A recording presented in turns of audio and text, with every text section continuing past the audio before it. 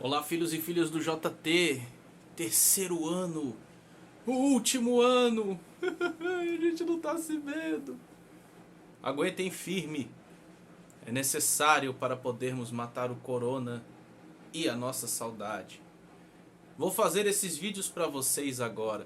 Aliás, se tudo deu certo, vocês acabaram de falar comigo pelo Google Classroom ou pelo Google Meeting. Cara, o Google domina tudo. Pelo Google. E vocês estão acessando esse vídeo agora. Nossa, Vinícius, parece uma gravação do futuro, né? Sim, eu sou o Vinícius do futuro e não coisas boas vão acontecer. Que dramático. Não! Esse primeiro vídeo é uma introdução daquilo que a gente vai ver no terceiro ano. Não vamos cair naquele meme não, né? Passei de ano e não entendi nada. Porque vocês são dramáticos. Distância. Não, presta atenção. A ideia é a gente andar devagar, como eu havia falado para vocês na acolhida, né? Tão devagar, isso não quer dizer que eu não vá cobrar vocês de forma complexa. Devagar não quer dizer fácil não. E minha amiga, como eu havia falado para vocês, a gente vai percorrer o conteúdo do terceiro ano em passos mais tranquilos. A gente não vai ver um monte de coisa ao mesmo tempo não, porque senão vocês enlouquecem. Claro que se fosse só a disciplina de história, era coisa pra caramba, né? Mas eu estou pensando em vocês, todas as suas dificuldades. Então a gente vai bem devagar. Como eu disse, não quer dizer que não vai ser complexo. Sim, vai. Estamos chegando na idade contemporânea, do período que a gente consegue mais identificar as coisas no nosso presente e que carregam vários problemas do passado até hoje. Cara, não é pouca coisa não, meu irmão. É muita coisa. E aí vocês vão começar a entender aquilo que eu falo no primeiro ano do ensino médio. O processo histórico. Entenda o processo histórico. Aquilo que é produzido no passado, algumas coisas passam ao longo do tempo e chegam até hoje. É por isso que a gente consegue identificar alguns problemas que possam acontecer e não visualizar o futuro, como a galera fala. Ou seja, é a partir do conteúdo do terceiro ano de vocês que a gente vai conseguir identificar muita coisa que a gente vive ainda. Ah, Vinícius, mas estamos num período contemporâneo, as coisas mudaram. Calma, o negócio vai ser bem mais pesado do que o conteúdo do segundo ano. Mas uma das vantagens de estudar a idade contemporânea, ou seja, do século XX em diante, é que a gente tem muita fonte que pode ser achada na internet. É na idade contemporânea que a gente vai ver os irmãos Lumière, por exemplo, começando com o cinema. Fotografia colorida, meus amigos. Filmagens. Ou seja, a gente vai tratar de assuntos complexos, porém as fontes que a gente tem ao nosso alcance são bem mais claras, justamente porque ainda estamos vivendo no período contemporâneo. Isso vai facilitar muito a nossa busca por fontes, e é exatamente dentro dessas fontes que eu vou querer trabalhar com a cabeça de vocês para a nossa interpretação sobre a história. E é necessário a gente ter calma, por quê? Porque, cara, a primeira coisa que o historiador Eric J. Hobsbawm, eu tenho uma coleção todinha dele aqui de análise histórica sobre a idade contemporânea, só que tá do outro lado aqui do apartamento. Não vou lá pegar não. Tô com preguiça. E vocês vão ficar olhando pra minha cadeira uns 5 minutos. Então o que acontece? Não, 5 minutos não, porque eu moro numa mansão, né? Mas enfim, vocês entenderam. O que acontece? Eric J. Hobsbawm já é um historiador falecido, né? Um cara que escreveu sobre a idade contemporânea, ou seja, ele escreveu historicamente falando sobre o período que ele estava vivendo. E cara, é difícil a gente analisar um período em que as transformações estão ocorrendo a cada segundo ou constantemente, né? Eu adoro aqueles memes lá do professor de história, né? Que o pessoal me marca na internet, né? Eu imagino o Vinícius explicando 2020 e 2021 em sala de aula, né? Então um cara enlouquecido, se apontando pros cantos e tal. Eu já tô desse jeito. Tu imagina um pouco mais pra frente, quando eu for analisar esse período. É uma doideira, cara. Não tem como a gente analisar de uma forma tão profunda assim, porque a gente ainda está vivendo consequências, até mesmo do período da Idade Moderna, cara. E aí eu vou mostrar para vocês como é que a gente pode identificar tudo isso, né? É claro que é necessário a gente conhecer alguns conceitos importantes antes da gente começar a avançar e entrar finalmente ali, né, nas questões da Primeira Guerra Mundial, da República aqui no Brasil, né, e de tratar de assuntos que ainda são, né, discutidos e que fazem parte da nossa história e até da sua própria história, né? Então a gente precisa ter calma e entender alguns conceitos básicos e extremamente importantes. Alguns deles eu coloquei até na própria avaliação de vocês diagnóstica, para eu ter noção da noção de vocês sobre algumas coisas. Então vamos lá, o que eu vou organizar para vocês? Nesse primeiro vídeo eu não vou falar ainda sobre o Brasil. Por quê? Eu quero falar primeiro sobre um aspecto geral, depois falar do Brasil nesse aspecto geral, e aí a gente poder encaixar os dois no mesmo espaço-tempo para que a gente possa conseguir trabalhar a nossa visão da história contemporânea de uma forma melhor. Porque se eu for falar dos dois ao mesmo tempo agora, a gente vai ficar... Quê? Né? Então o que eu vou fazer? Eu vou linkar o que foi o final do ano passado do conteúdo de história para vocês, né? Passei de ano e não aprendi nada, ó. Engraçado, hein? Eu vou linkar com aquilo que vocês viram, e eu passei para vocês, obviamente, no final do ano passado, e linkar com o que a gente vai assistir, que vocês vão assistir, né? Que eu não vou estar presencialmente para vocês a partir desse ano. Até que a vacina venha e nós podemos virar jacarés ou bribas. Vem vacina. Vamos lá.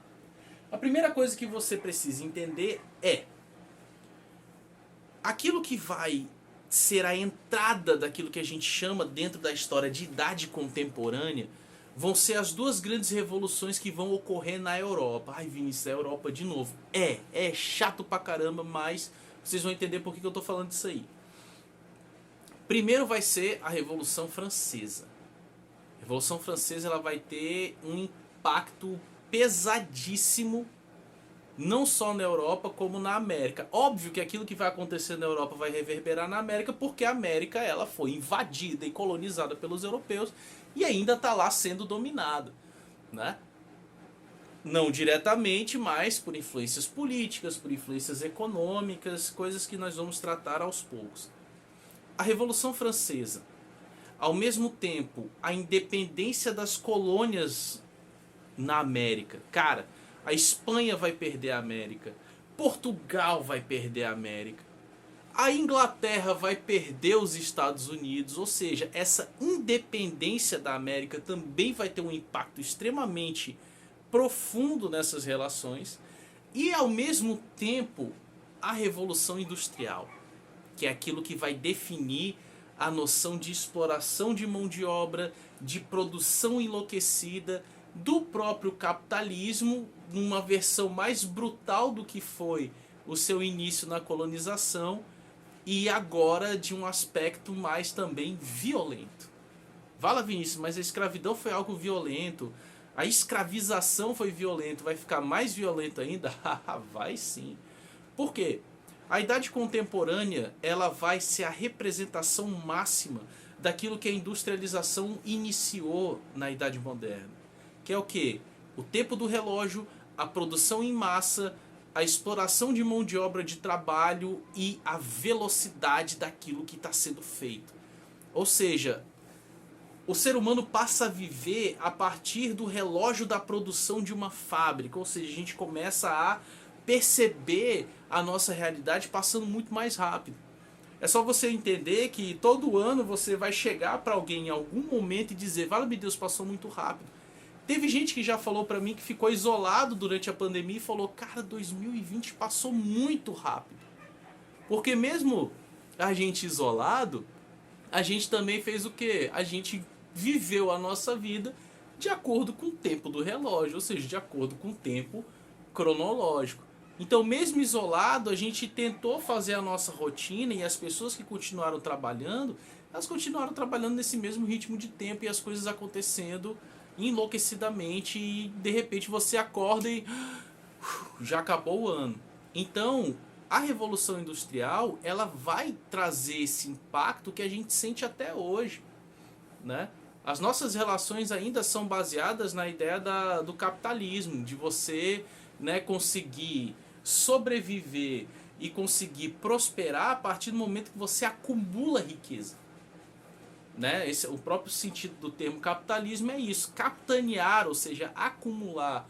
Se a gente ainda vive dentro desse aspecto, quer dizer então que nós sofremos influência ainda direta do final da Idade Moderna. Isso não quer dizer que a gente está vivendo do mesmo jeito. Cuidado. Ao longo do tempo histórico também as relações elas vão se modificando e os aspectos culturais também. Mas outras coisas ainda permanecem. Sendo elas positivas ou negativas, claro. Então a primeira coisa que a gente precisa ter noção é a classe burguesa no final da Idade Moderna e no início da Idade Contemporânea ela passa a tomar conta das relações de poder. E como eu disse, das relações de poder não só políticos, como também econômicos e sociais. Ou seja, essa burguesia que vive e alimenta o sistema capitalista, que vai ditar as formas de viver do próprio ser humano a partir disso. Né? Em que aspecto, Vinícius? O consumo. Porque se você não consome, você não alimenta a economia. Então você precisa o quê? Consumir. Mas para consumir você precisa de dinheiro. E para ter dinheiro você precisa de um emprego. Olha só como é que você vai, né, vivendo, né, a sua vida sendo ditada por um relógio e você vai tendo que sobreviver dentro daquilo que é imposto para você. Você precisa acumular riqueza, capitanear, consumir para poder sobreviver e continuar trabalhando dentro de um tempo cronológico. Então, esse aspecto vai ser ditado e vai ser estabelecido pela classe burguesa que, a partir dos movimentos de revolução do final da Idade Moderna, ela começa a chegar no poder, né? Claro que no final da Idade Moderna também você vai ter o surgimento de movimentos e de pensamentos que vão ser anticapitalistas, que também vão ser extremamente importantes, né? Que você vai ter o surgimento do pensamento comunista a partir do Karl Marx, você vai ter o surgimento do pensamento anarquista, né? Esses grupos também passam a disputar o seu espaço dentro dessa realidade e também passam a criticar isso que está acontecendo, né? Então, o fim da Idade Moderna para o início da Idade Contemporânea é as novas disputas surgindo e caminhando ao longo desse tempo histórico até a gente chegar naquilo que a gente chama de século XX, ou seja, na nossa idade contemporânea. Então a burguesia enquanto classe que vai ditar os aspectos da economia, ou seja, desse capitalismo, e os grupos que vão surgir contra esse tipo de ideia, principalmente de base de classe trabalhadora, elas vão dar a entrada, né, nessa doideira que vai ser a idade contemporânea. Não só também a burguesia, como o próprio sistema capitalista, há também a questão das disputas territoriais. Cara, olha só. É na Idade Moderna que você vai ver os territórios europeus perdendo suas colônias na América, na África e na Ásia, certo? O que é perder uma colônia? É você não ter mais o domínio sobre um território estrangeiro que antes você comandava. Só que os territórios europeus, eles perdem esse domínio, mas não perdem a influência sobre a formação desses territórios. Então a Idade Contemporânea ela vai mostrar um aspecto que eu vou chamar para vocês e que a história chama de neocolonialismo. Ou seja, não dá mais para colonizar naquele aspecto antigo da Idade Moderna. Então a gente vai ter que estabelecer esse tipo de colonização num outro formato, e que é um formato muito mais agressivo, principalmente para a região da África, mas isso também a gente vai ver em algo muito específico. Mas esse neocolonialismo, ou seja, essa nova forma de dominação que vai ser a partir do controle econômico e do controle dos aspectos culturais, vai ser tão brutal quanto, né, aquela colonização da Idade Moderna, que era baseada na invasão do território e na escravização das pessoas dentro desse território. Outro aspecto extremamente importante é algo que vai ser chamado dentro da Idade Contemporânea de imperialismo. Esse é um conceito extremamente importante para vocês também. O que é o imperialismo? O imperialismo é uma forma de domínio político onde o meu território ele também domina outros territórios, não necessariamente invadindo eles, como eu acabei de falar, mas a partir da influência econômica. Ou seja, você vai ver o surgimento das chamadas potências mundiais a partir do século XX, né? Lembra que a gente falava de reinos absolutistas, aquela coisa toda? Não, agora nós vamos ter potências mundiais, ou seja, um território que domina a economia e os aspectos culturais também vai partir para dominar outros territórios, não necessariamente diretamente, mas com domínio, com poder econômico, por exemplo, com a imposição cultural, por exemplo, e isso vai trazer conflito territorial dentro e fora da própria Europa, contra e a favor a própria Europa. Vinícius, é conflito demais se formando no final da Idade Moderna para a Idade Contemporânea. Cara, esses conflitos vão desencadear o quê? Primeira Guerra Mundial, Segunda Guerra Mundial, as disputas territoriais da Guerra Fria, a Revolução Russa, a Revolução Chinesa, o fim da União Soviética, os conflitos por petróleo no Oriente Médio, as invasões a territórios asiáticos, a formação de ditaduras na América e em outras regiões do mundo, principalmente na África e na Ásia, e também os domínios e conflitos de antigas rixas territoriais. Só esse tempo que eu falei para vocês, onde eu comecei Primeira Guerra até antigos conflitos territoriais, eu acabei de falar para vocês toda a linha do tempo do século XX e do século XXI, só citando conflito.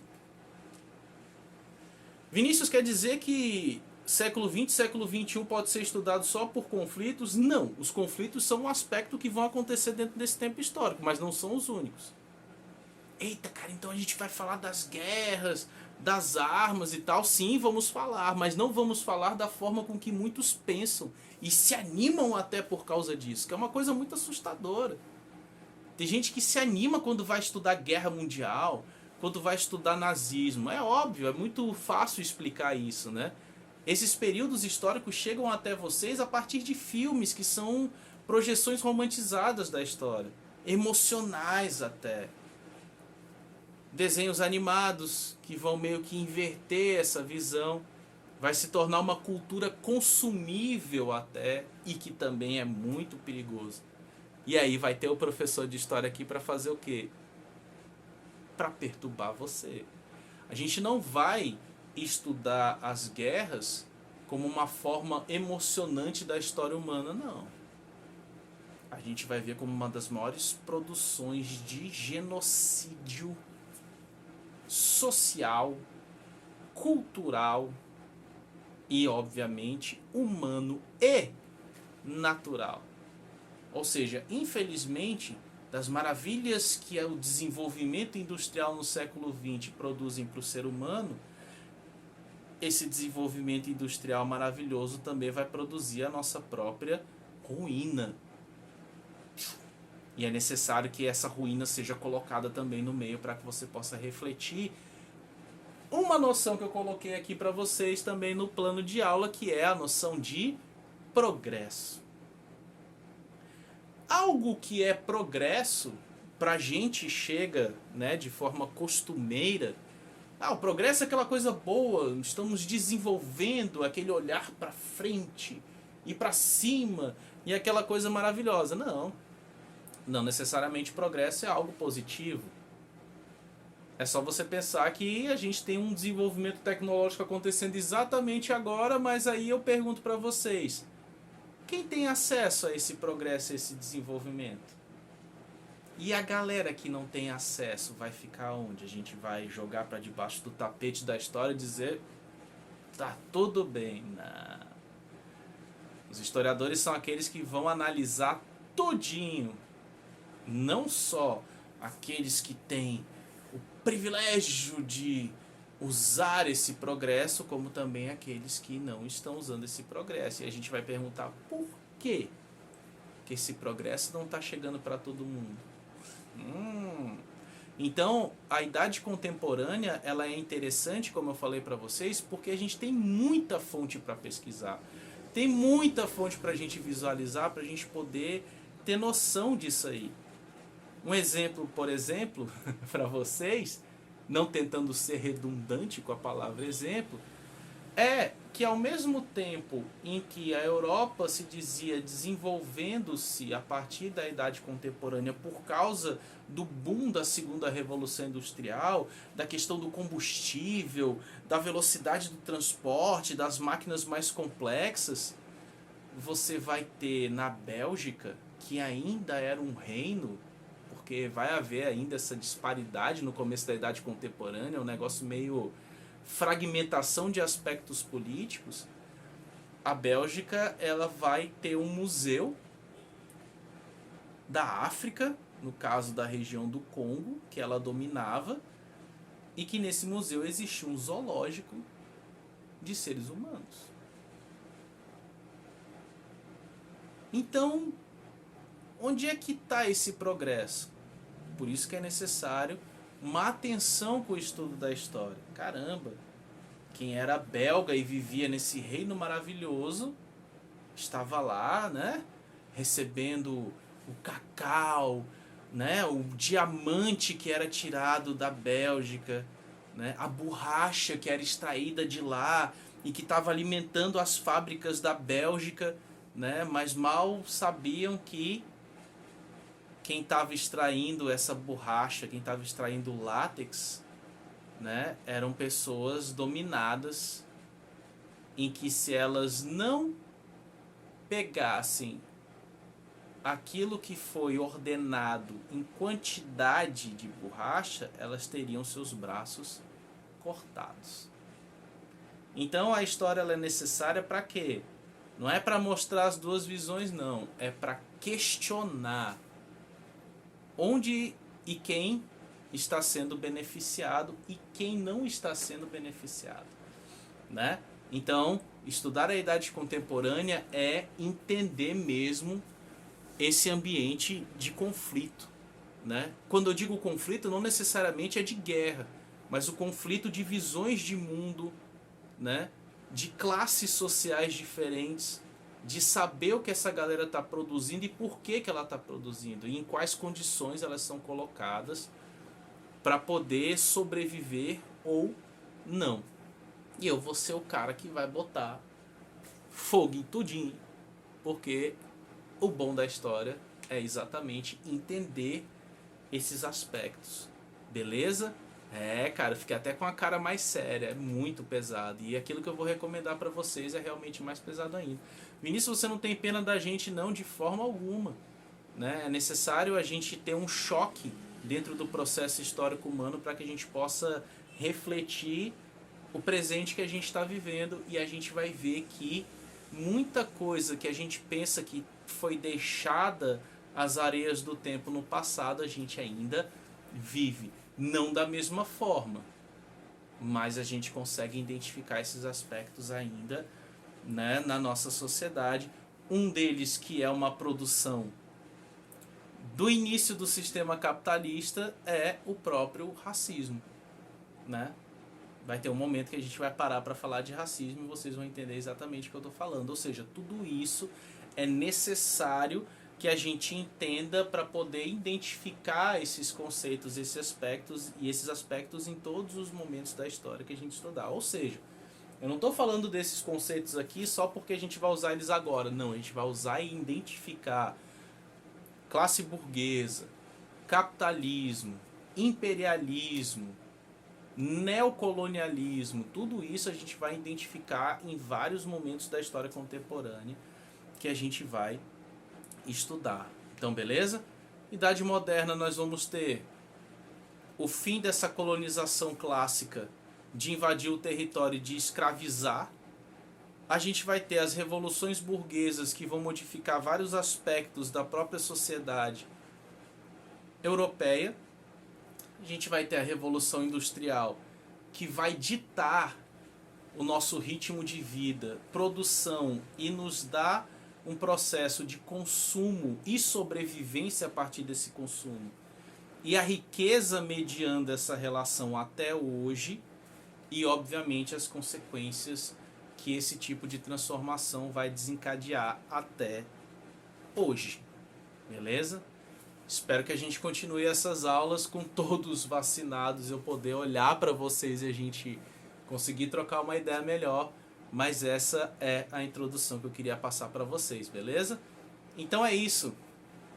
Se cuidem, cuidem daqueles aqueles que estão perto de vocês. Amo tudinho de graça, tô com muita saudade de vocês. E é dessa forma que a gente vai conseguir pelo menos matar um pouquinho dela, beleza? Então é isso, galera. Beijo pra todo mundo e até a próxima.